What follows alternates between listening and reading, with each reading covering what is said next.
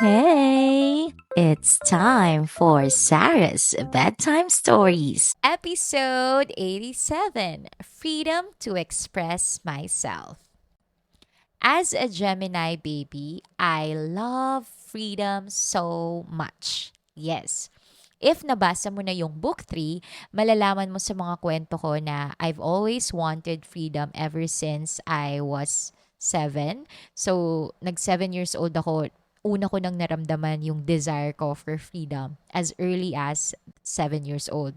So, kung hindi mo pa nabasa yung book na yun, well, you can check the comment section para hindi ka mahuli sa mga kwento ni Kiddo.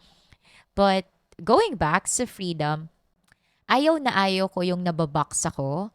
Ayaw ko yung nasasabihan ako ng paulit-ulit sa mga bawal at hindi. I feel like marunong naman akong makinig. Pag sinabi mo siyang once sa akin, I'll remember that. And if I ever did it again, siguro pwede akong ma-remind. Pero if ginagawa ko naman siya, and then paulit-ulit mo akong nire-remind, I think hindi tayo mag-work together. Hindi ko siya trip at hindi ako nag excel sa ganong klaseng environment. Other than that, ayoko rin yung parang may sinusundan akong checklist na parang I have to follow everything. In fact, nung nagtuturo ako sa klase ko noon sa mga senior high school students, meron akong structure, meron akong outline, but I allow my students to do the things that they want to do inside as long as alam ko na tolerable and carry. Kasi ako mismo, hindi ako nag excel sa ganong environment. Kaya hindi ko sila pinipilit. Kasi ako, mas natututo ako when I am free. Even sa discussion, I love it when the discussion is free-flowing. Yes, merong structure, pero the ideas, the thoughts, they can come na parang genuine lang, natural. Even with my podcast, I do have a flow of the story, pero when I share it, I usually share it the way I remember it. I remember before, nung nagsa-start pa ako sa mga podcast ko na audio, meron akong binabasa talaga na script. Pero dumating sa point na mas gusto ko na ikwento siya at maalala siya. Unlike yung may sinusundan lang ako. Minsan naguguluhan pa siya. Kaya pag ina-edit yung mga videos ko, wala silang sinusundan na script. They just listen to me. Basta ang sinasabi ko is maging coherent lang sana yung takbo ng kiwento ko. Kasi minsan, para nga talaga ako nakikipagkwentuhan lang sa kaibigan ko at kinukwento ko yung nasa loob ng utak ko. I love it pag ganon. I don't think na gusto ko ng sobrang structured na buhay and all. Pero I appreciate it at times. Pero I just want freedom. Isa pang kinikrave ko na freedom is the freedom to express myself. As a person na maraming naiisip, maraming mga ideas, gustong gusto ko na viniverbalize tong mga to. I don't know, parang hindi ko siya masyadong na a-absorb kung hindi ko siya sasabihin at hindi ko siya babanggitin. And I remember before, yun yung rason kung bakit ako nagjo-journal din kasi may mga thoughts ako na ayokong makalimutan so sinusulat ko. Minsan I tell it to my closest friends, sinasabi ko yung mga ideas ko and yung thoughts ko. And when it comes to relationships, friendships, or romantic relationships, love language ko din ang words of affirmation. Alam nyo ba na kapag ka may naisip akong tao, pag may namiss akong tao, hindi ko kakayanin na hindi siya sabihan ng namiss kita or gusto kitang makita or I love you, yung mga ganon. Hindi ako mapapalagay hanggat hindi ko yun sinasabi. Parang feeling ko, if I need to say something, I'll say it. Kapag hindi, parang akong nadideprive talaga. Parang ang lungkot ko or parang pinagkaitan ako, ganon. Tapos isa rin sa natutunan ko na dahil mahilig akong mag-express ng ideas and ng thoughts, hindi ako magaling magsinungaling. Kaya ko namang mag-keep ng secret, pero yung pagsisinungaling, minsan, hindi ko siya kaya talaga. May mga instances talaga na kinausap ako para magsinungaling. Like, for example, sa isang bridal shower, surprise, ganyan. Kailangan hindi ko sabihin, pero minsan, pag natanong ako, nasasabi ko yung sagot. So, hindi ako good na liar talaga. Sa pagkakaalam ko. Check natin ulit ngayon. Pero ayun nga, hindi ako good doon kasi nga I'm so expressive. I remember pag may gusto kong i-surprise na tao, minsan hindi pa man dumarating yung araw na ibibigay ko yung surprise na sabi ko na. So alam mo yon, yung I cannot keep it that long. I don't know din sa akin. Pero try ko ngayon if kaya ko na bang mag-surprise ang hindi ko masyadong nasasabi dun sa taong isu-surprise ko. Pero alam nyo, the good thing about me, wow, pakonsuelo, is that hindi ako nagde-demand ng reply, hindi ako nagde-demand na pag sinabi kong I miss you, makipagkita ka sa akin. Hindi, I understand na sometimes they cannot respond like I do. Kasi hindi naman lahat ng tao kasing expressive ko. Sabi nga sa akin ni Ma'am Judy, natuto lang daw siyang maging expressive because of me. Kasi yung mga sinasabi ko, she thinks na hindi niya yun sinasabi before. Pero nung nakita niya sa akin na parang it comes naturally and it comes na parang madali, it comes easy sa akin, parang at some point na-influence din siya na mag-express ng nararamdaman niya. Well, ako kasi gumagaan yung pakiramdam ko when I say these things. Feeling ko kaya rin ako energetic at kaya light din yung vibe ko sa ibang tao kasi wala akong kinikerry na mabigat. Kasi nakakabigat ng feeling kapag you miss a person and you cannot say it or you do not say it, you keep it. Parang feeling ko nakakadagdag siya sa bigat ng nararamdaman mo. Unlike when you feel something and then you express it, nagiging easy siya for me. Parang nawawala yung burden. So ako, yun yung ugali ko. I really express what I feel towards people. Lalo na sa friends ko, lalo na sa mga malapit sa akin. And having said that, the freedom to express is there. Like, pwede kang magsabi ng gusto mo, pwede kang mag-share ng mga ideas mo, pero not all people are understanding sa mga sinasabi mo. I had the point in my life na meron akong gustong sabihin and then I made it in a way na talagang sobrang detalyado. Alam mo yung meron akong idea, meron akong examples, meron akong solution na pinropose just because I want to explain myself talaga na klaro na hindi nila ma-misunderstood, ganun. Pero alam nyo, may mga tao na they cannot really accept ideas na iba sa kanila. And merong mga tao na kahit gaano mo siya i-explain, minsan hindi talaga kayo magmi-meet dun sa idea na yon kasi you are different people. Before, I do not understand bakit ganun. Pero ngayon, naisip ko na sometimes you just cannot really please all people na kahit gaano mo siya i-explain if hindi kayo same ng lente na tinitignan, if hindi kayo same ng POV, mapapagod ka lang. Nung na-experience ko yon, hindi ko na siya pinilit na ipaintindi sa kanila, pero I still express it. And nung first time na naranasan ko yon, it's really painful for me na parang sa pakiramdam ko, sinubukan ko na ang lahat. Lahat ng paraan na kaya ko siyang i-explain ng madetalye, ng may emosyon, ng umiiyak pa. Alam mo yon, pero hindi siya nag-work.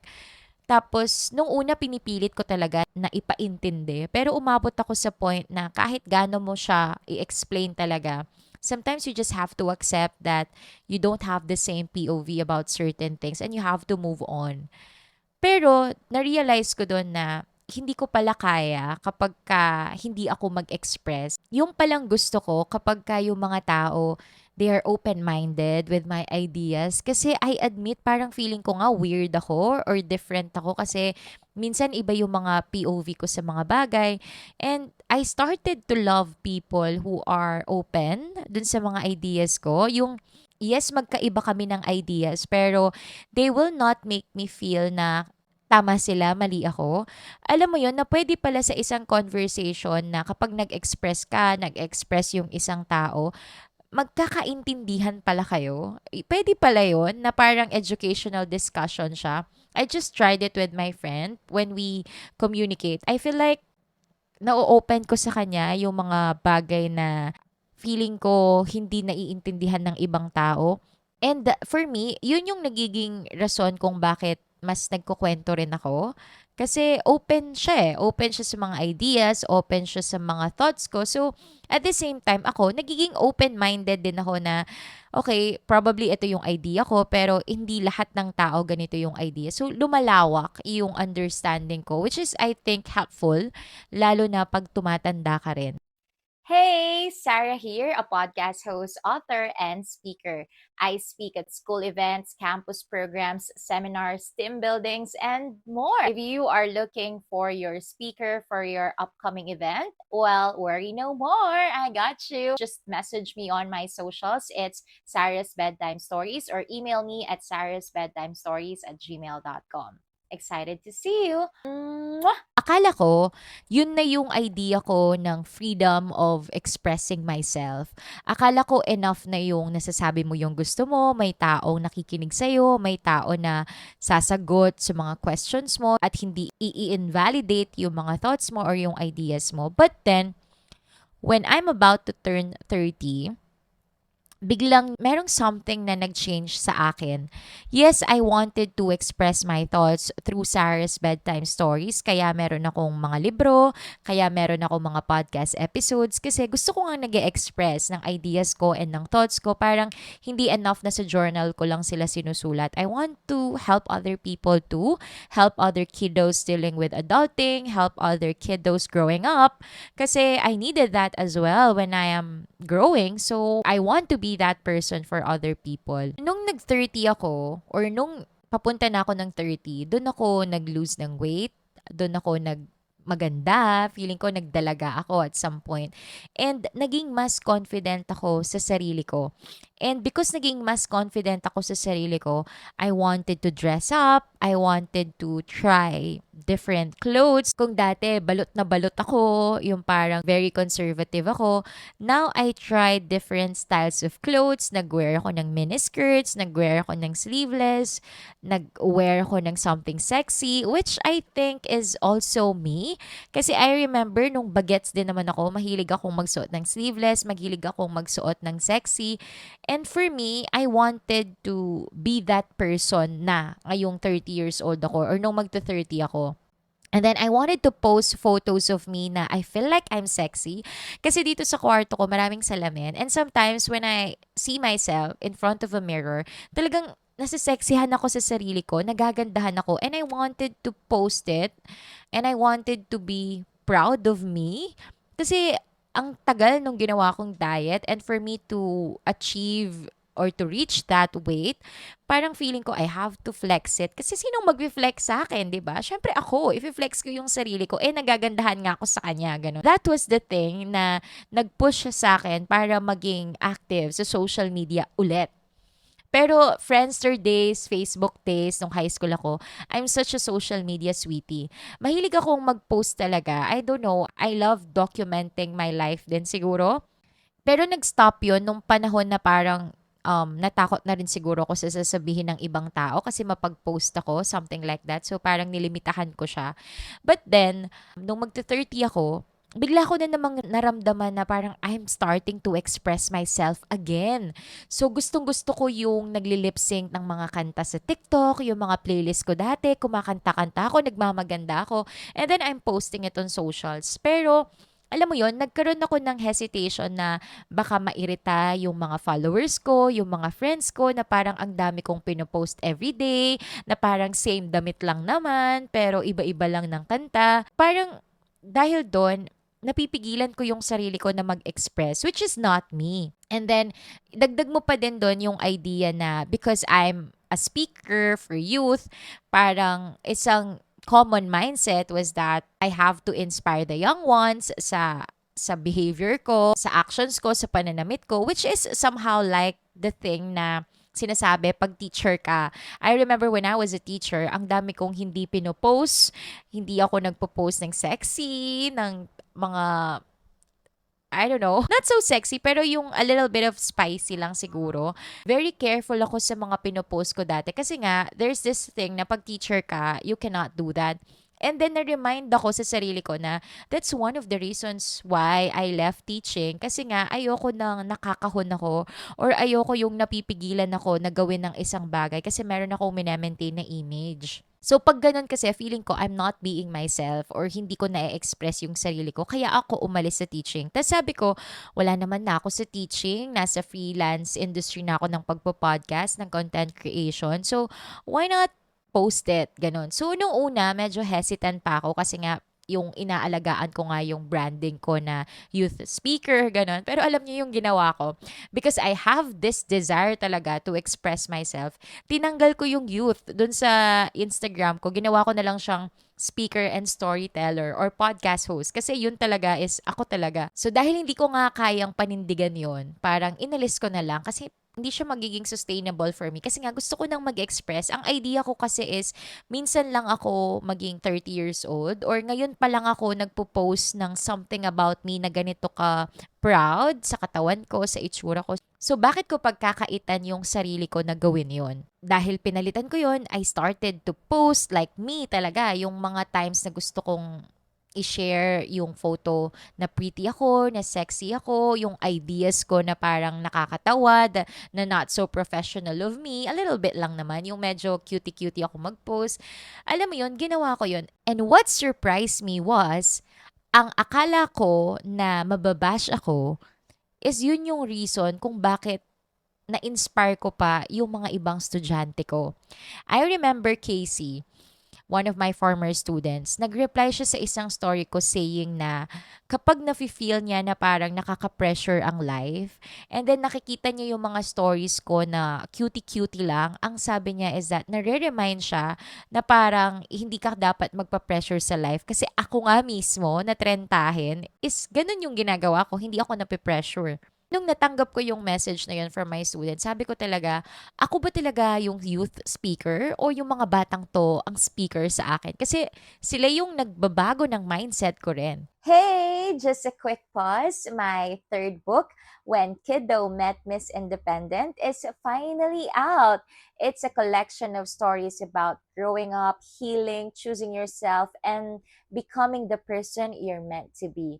It's also a reminder that growing up doesn't always mean losing yourself. Sometimes it means choosing the version of yourself you want to become. I also wrote Finding Good Every Day. This book will inspire you to find joy in life's simplest moments in the everyday. And 30 Ways Love Found Me, a collection of stories and reflection that love doesn't always arrive loudly. Sometimes love finds us in the simplest, softest, and most unexpected ways. So, if you haven't read Kiddo's books, check them out on the link below. Thank you. Mwah! And then, after ilang days, it was another student, si Agnes. Siya naman ang nag-message sa akin na everyday daw, tinitignan niya yung mga stories ko, pinapanood niya. Actually, nagla-like siya, nag-heart siya. Kasi kapag daw nakikita niya yung mga stories ko sa social media, nare-remind siya na pwedeng magaan ang buhay. Nung sinabi ni Agnes sa akin yun, I felt like, oh my gosh, these kids.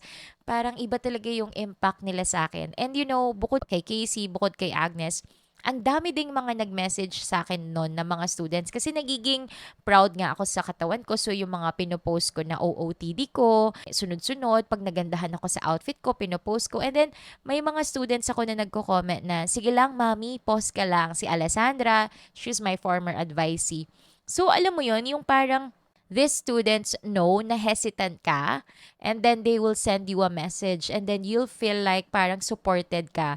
Yung binabago nila lagi yung takot ko ng confidence kasi they know what to say, they know how to make me feel na they are still the supportive kids that I met before.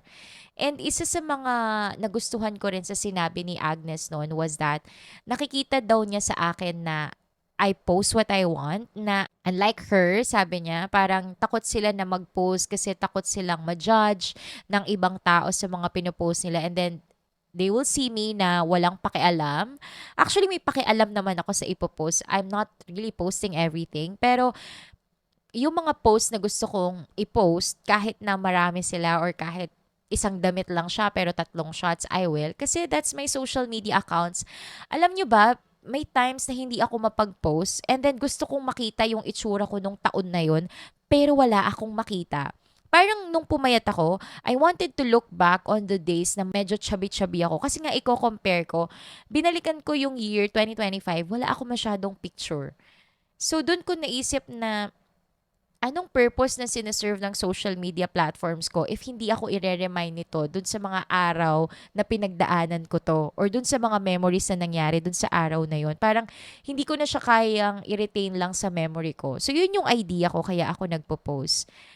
Pero seriously, my thoughts, these students, my former students, they were also the same people who inspired me to express myself when I started Sarah's Bedtime Stories. Alam nyo ba, noon, kaya ako hesitant na maglabas ng podcast ko kasi natatakot ako na baka sa sobrang daldal ko, baka sa sobrang open ko, mabash ako, marami akong ma-receive na comments, kaya parang pinipigilan ko na gawin yon.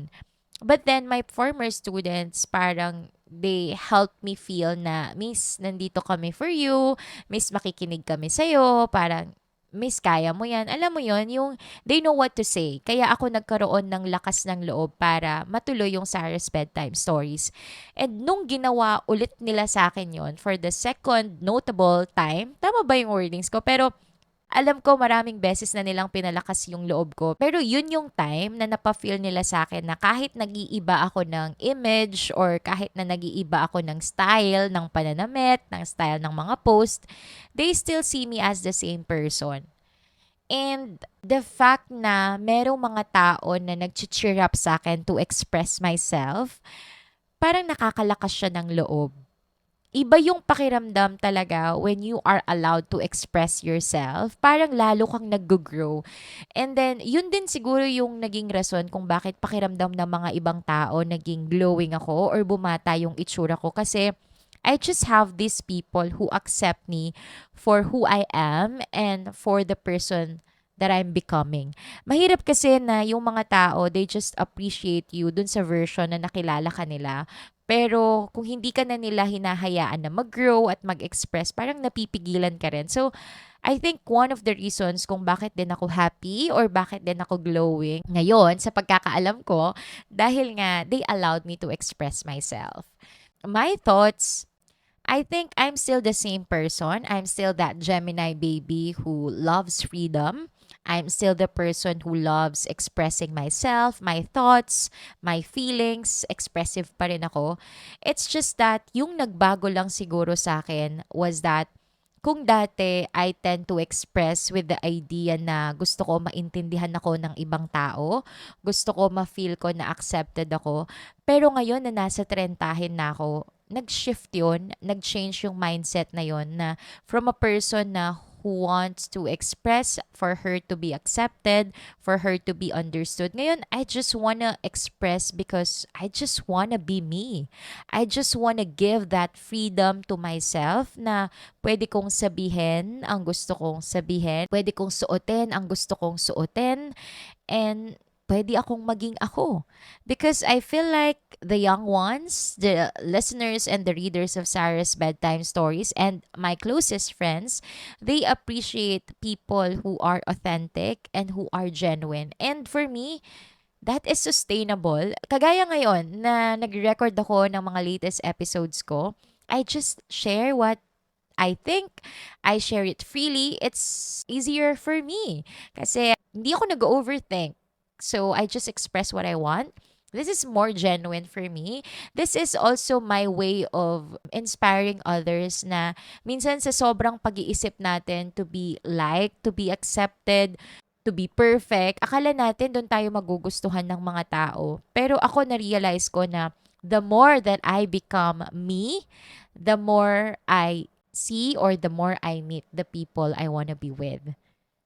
So, hey, this is Sarah, also known as Kiddo. And again, this is Sarah's Bedtime Stories, where I share comfort stories for grown-ups. If you like this episode, please do give me a like, share this, or give me a 5-star rating here on Spotify. If hindi ka pa nagsusubscribe sa YouTube, please click that subscribe button para mas marami tayo. Again, thank you so much. But for now, I have to say goodbye. Good night. Mwah! Bye!